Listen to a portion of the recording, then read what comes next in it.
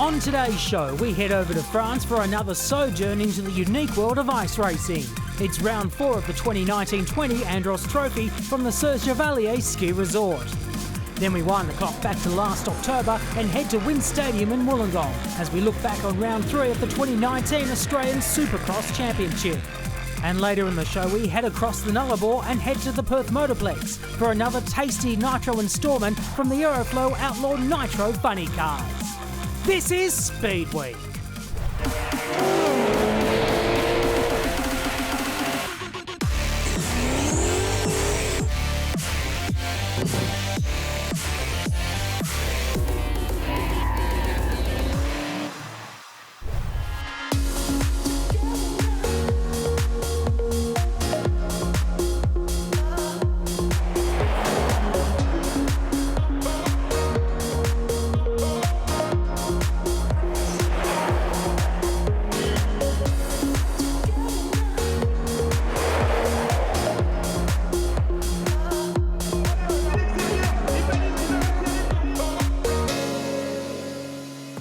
Welcome to Serre Chevalier. We're heading into the second half of the E-Trophy Andros season, and it's the usual gorgeous weather here in the southern French Alps. Proper snow on the ski pistes and proper ice on the Trophy Andros piste as well.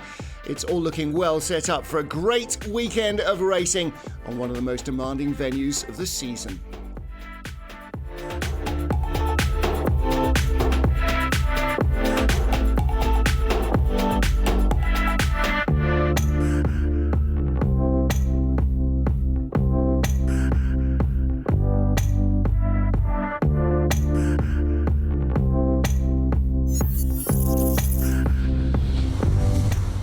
Let's take a look at this track. Our guide is Norwegian Andreas Bakkerud. Hey guys, I'm Andreas Bakkerud, normally a World Rallycross driver, here driving in Trophy Andros in Serre Chevalier. Getting into turn 1, very tricky braking where you go from like a left-right, medium-long hairpin. It's important to have a good acceleration in this exit because this is the longest straight of the track with the most speed. Here you flick it into what you call parabolica, look through the left window and try to make the car straight for a shorter straight going into turn 3. Here also turning left before right. Once again a medium long hairpin corner where the exit is the most important. You're getting into the chicane area where it's turn 4 and 5 into the tricky and very hard hairpin left, which is also the last corner. Very crucial corner to get the car straight so you can go straight over the start-finish line.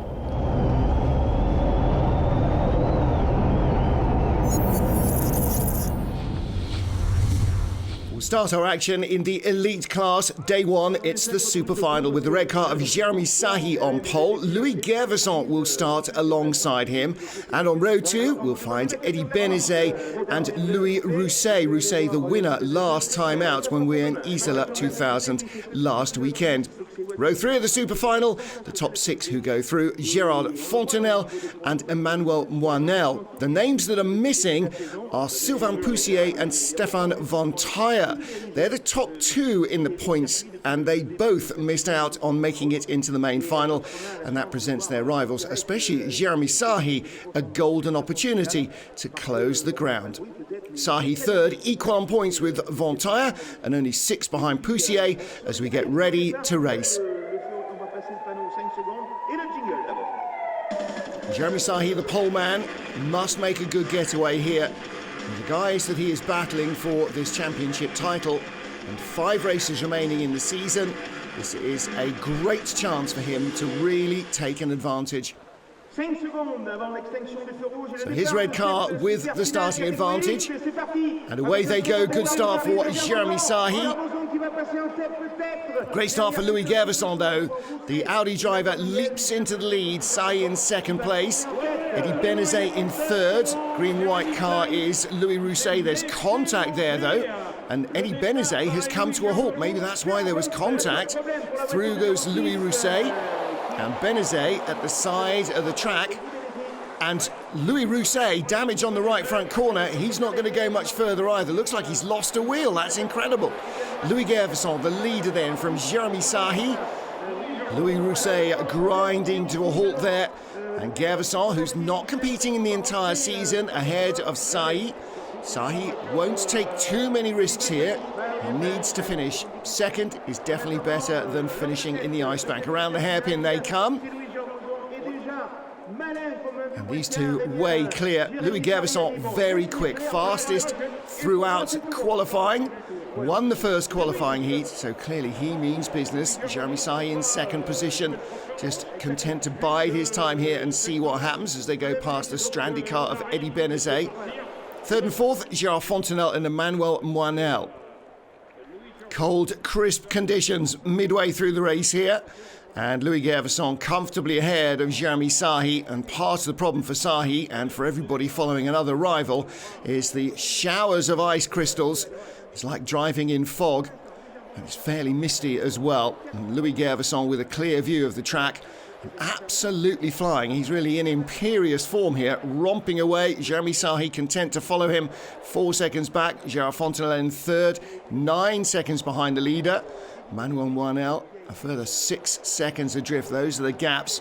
And Gervison just charging away. Jeremy Sahi there in second place will get just as many points if he's almost a lap behind as if he's a fraction of a second behind. Well, for Louis Gervison, this is mighty impressive stuff. He's used to last year's cars with the petrol engines, so this is his first ever race with a four-wheel drive, four-wheel steer electric car. He'd only driven the small two-wheel drive electric car before that has around half the power and not much of the traction. Big lead for Louis Gervison. This car usually driven by Philippe Bonsard, but he had domestic issues, handed the drive to Louis this weekend, and Gervison has responded superbly, like he's never been away.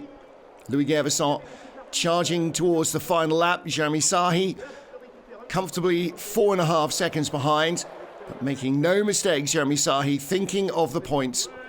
Louis Gervison, though, returning to Trophy Andros. This is a real impressive performance.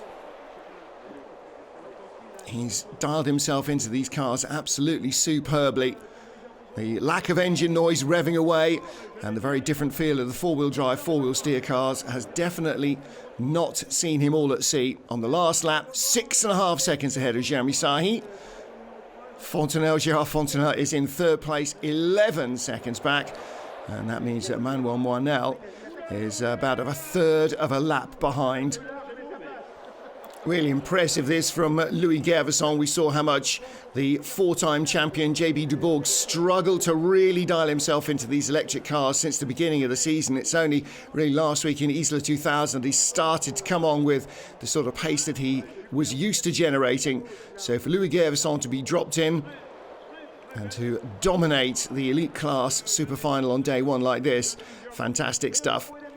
So the checker flag is out. It is victory for Louis Gervison, and that was almost never in doubt from the moment he started so superbly. Jeremy Sahi in second place, and that means the podium will be completed by Gerard Fontenelle. Louis Gervison delighted with that, and rightly so he should be. There's Eddie Benezet offering his applause. He's not going to be able to get back in there because the big battery packs are in where the passenger seat would be, but offers his congratulations. And Jeremy Sahi right behind. Very short race for Eddie Benezet and Louis Rousset, both out after the first couple of corners. But superb performance from our day's winner. Jeremy Sahi now leads the overall standings after day one from Sylvain Poussier and Stéphane Von Thayer. Here is our grid then for our super final, day one in the elite pro class, and Yann Erlechet on pole position from Jean-Baptiste Duborg in the Renault, Olivier Panis on row 2 with Andres Backerud, and on row 3 of the grid, Aurelian Panis, the series leader before this weekend, and Nathaniel Berton in his Peugeot. So Yann Erlechet, the first poleman of the day to start on the driver's left on the right-hand side of the track. His team boss and uncle, 10-time Trophy Andros champion Ivan Muller, spent a long time on the track trying to figure out which side would be best to start from. And they have decided that Yann, who has the choice, is going to start on the driver's left. Now, as you can see the driver's right-hand side, our left, looks like it's got a straighter run to the first corner, but Erlaché immediately covers off to block from Jean-Baptiste Duborg into the hairpin, and he's got his nose in front. Olivier Panis in third place, Andros Trophy in fourth. So positions remain as they were off the grid, and the advantage there quite clear for Yann Erlaché. He's throwing up showers of ice clouds right into the windscreen of Jean-Baptiste Duborg. And as we heard Andros Trophy saying, when you're using the car around all these hairpins, you need those wipers on the side windows as well. You are not looking out the front windscreen very much on this lap. There's the top three. Jean-Baptiste Duborg second with the turquoise nose. The green and white car, that is Olivier Panis in third. Already has one headlight out, and he's trailing a bit of back body work as well. Yann Erlaché with the lead in the dark blue Duplessis car. Fourth place, Andros Trophy. Aurelian Panis in fifth position ahead of Nat Berton, but Yann Erlaché with a 2-second advantage, then 1.4 back to Olivier Panis. Aurelian Panis in fourth place at the line, so he's got by Andros Trophy. Trophy in fifth, and Berton in sixth position. That single headlight marks out Olivier Panis. The rest of them starting to disappear into the clouds of ice hanging in the air on this still alpine evening.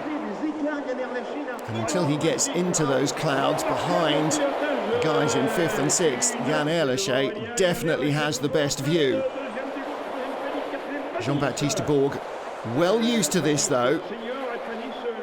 Yes, they still need to see the track, but that's not everything. They've got the rhythm, and JB so used to this Trophy Andros campaign that he knows Serre Chevalier inside out.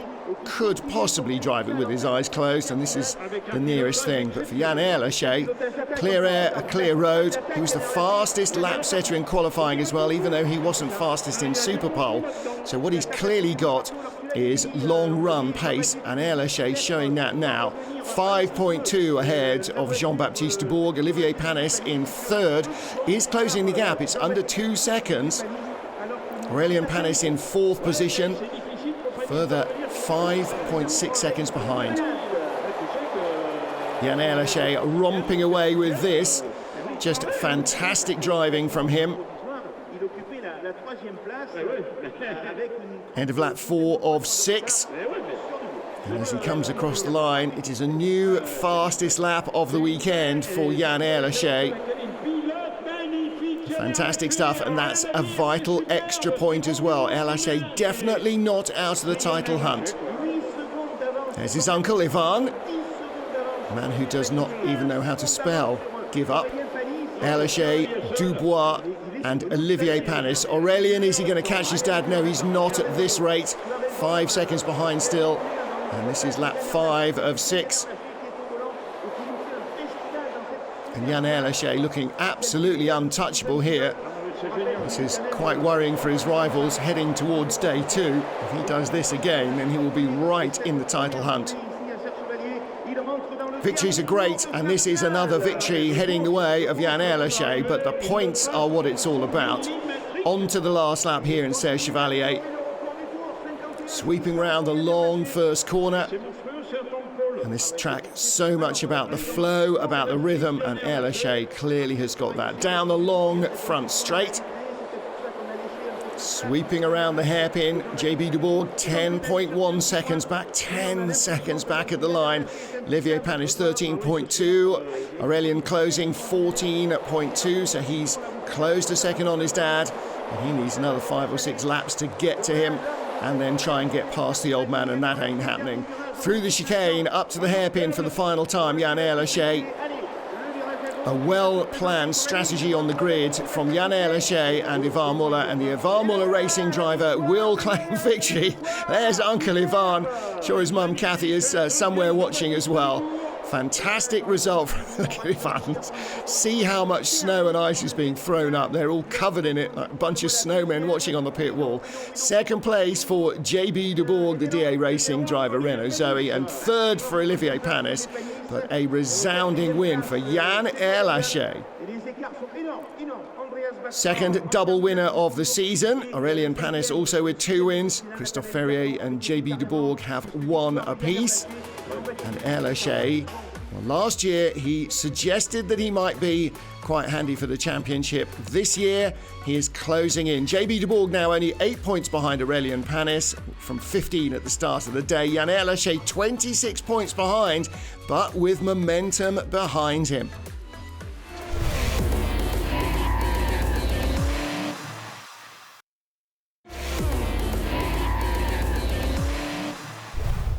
Day 2 super final in the elite class. The poleman Eddie Benezet jumping into the lead, and race 1 winner Louis Gervasson squeezes through into second place ahead of car number 1, that Gerard Fontenelle.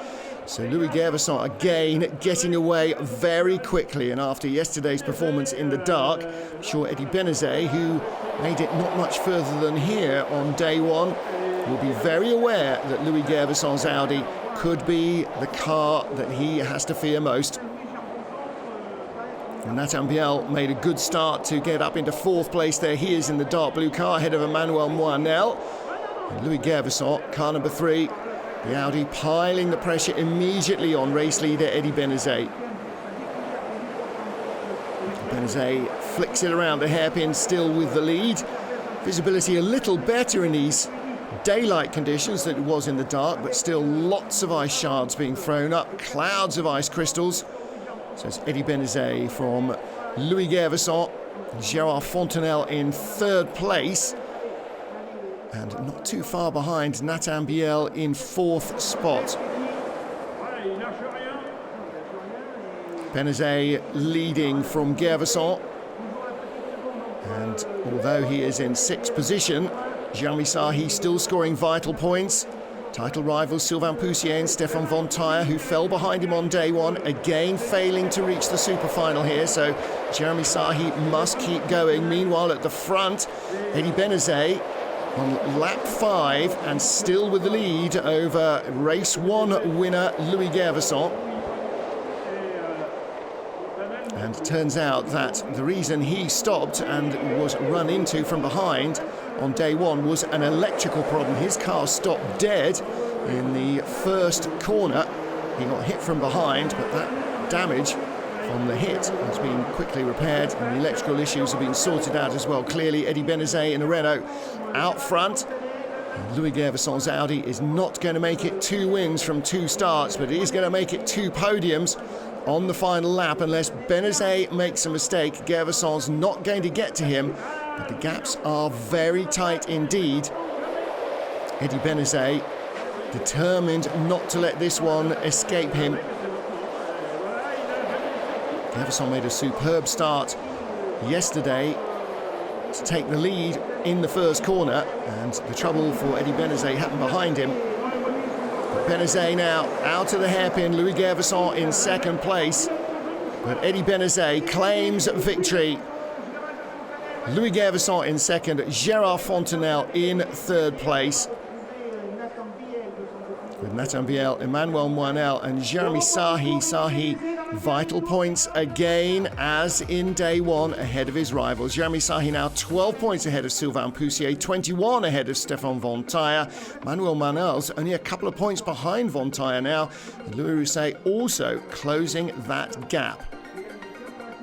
A perfect day for Eddie Benezet. Won the qualifying heats, won the race in the super final, and also set a new lap record. So big day in Serre Chevalier for Eddie Benezet. To highlight day 2 here in Serre Chevalier, it is the super final for the elite pro class with Nico Prost on pole position from Yann Erlaché.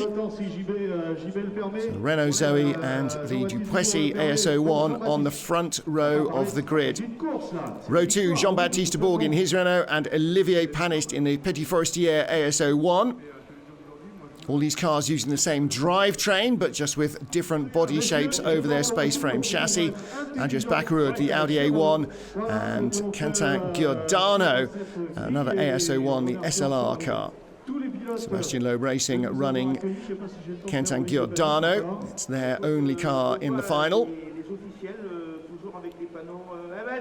So Jean-Baptiste Duborg with a chance here, if he finishes strongly, to take the lead of the series. They're just 3 races after this. So we'll have to wait and see how the rest of the season finishes up. What's Jan Ehrlichie on the right-hand side there? That's where he chose to start on pole yesterday evening. He's angled over to try and get between the Renault Zoes, or maybe just to cut off Nico Prost, the pole man.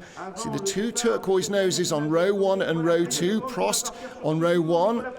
And then behind him, JB Duborg. Away we go. Good start from Jan Ehrlichie, where at least he shuts the door on Jean-Baptiste Duborg.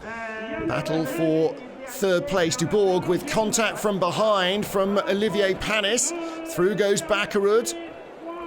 And there's contact there as well. Door handle to door handle. Body parts flying as Jan Ehrlichie holds off JB Duborg. But Ehrlichie drifting out wide. JB Duborg through into second place. Nico Prost leading.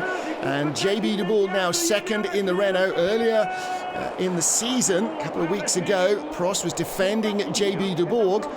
Third place is Jan Ehrlichie, and Duborg second now could put him into the lead of the standings. No bonnet for Olivier Panis. That's flying off.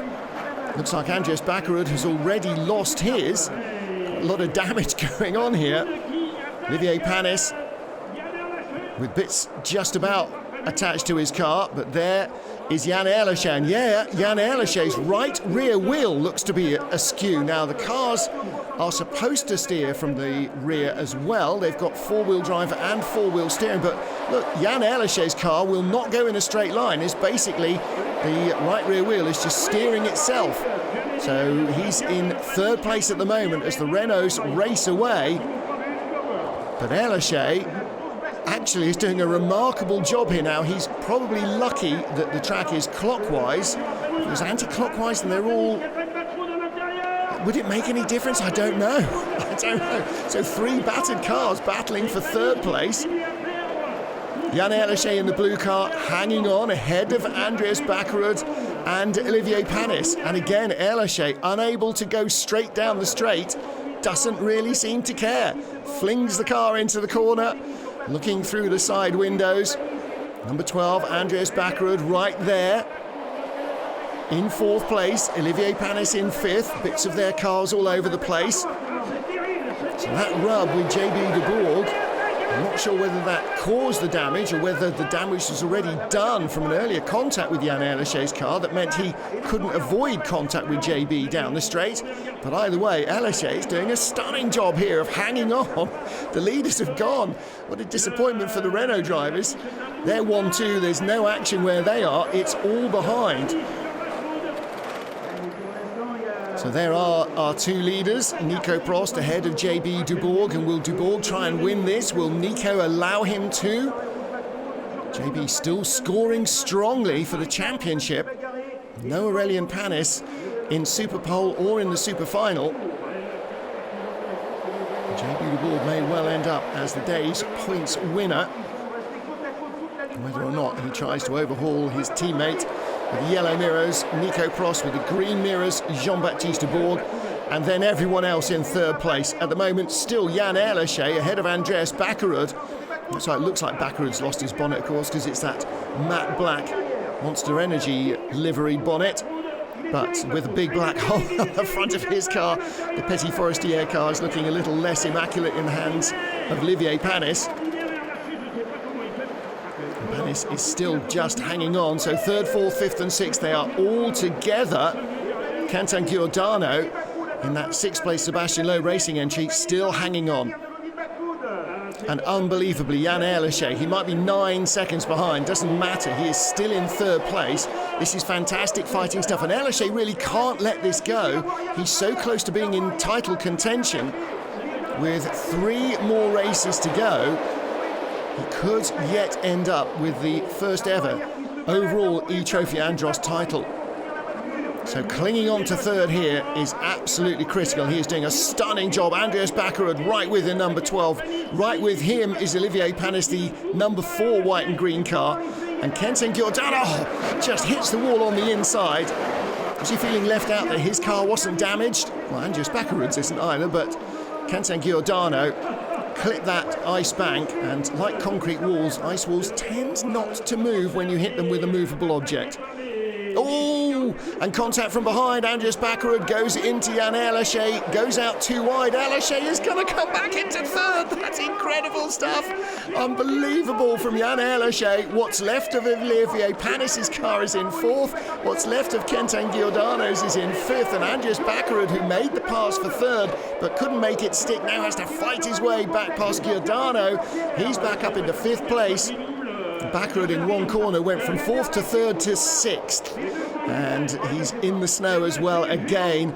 Checkered flag is out for the Renault, so they're still in the race. Nico Prost wins the super final here in Serre Chevalier Day 2 ahead of Jean-Baptiste Duborg, but all the news is that Jan Erlaché, 3 wheels attached to his wagon and the other one waving about rather pathetically, takes the third position at the checkered flag. Well, that's even more impressive than his day 1 victory, because then the car was all in one piece. Well, Nico Prost is our race winner. He wins his first super final in the all-electric era, ahead of teammate Jean-Baptiste Duborg, and the remarkable third place for Jan Erlaché. That is perhaps the hardest earned bronze medal that we'll see all season long. Ridiculous stuff from the Alsatian. Well, big applause from the crowd, and so it should be. Nico Prost, he'll be a popular winner. Jean-Baptiste Duborg in second place, but Jan Erlaché, plaudits of the crowd for him especially. May well be that the fans on the outside couldn't quite see how damaged his car was. They don't have the benefit of height that our cameras have. Nico Prost then claiming victory and the day's win. 7 points ahead of Jan Erlaché. Jean-Baptiste Duborg outscoring by 4 points again Olivier Panis. And Aurelian Panis, 44 points to JB's 59. That is a big deficit for the young Frenchman. So Nico Prost, our day's winner from Jan Erlaché and Jean-Baptiste Duborg, and that means that JB has the lead in the overall classification. 3 races remain.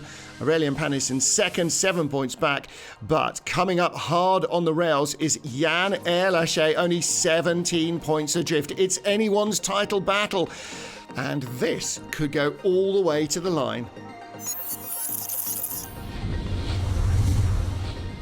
Day 2 podium in Serre Chevalier. A very happy Nico Prost takes to the top step ahead of the valiant Jan Erlaché.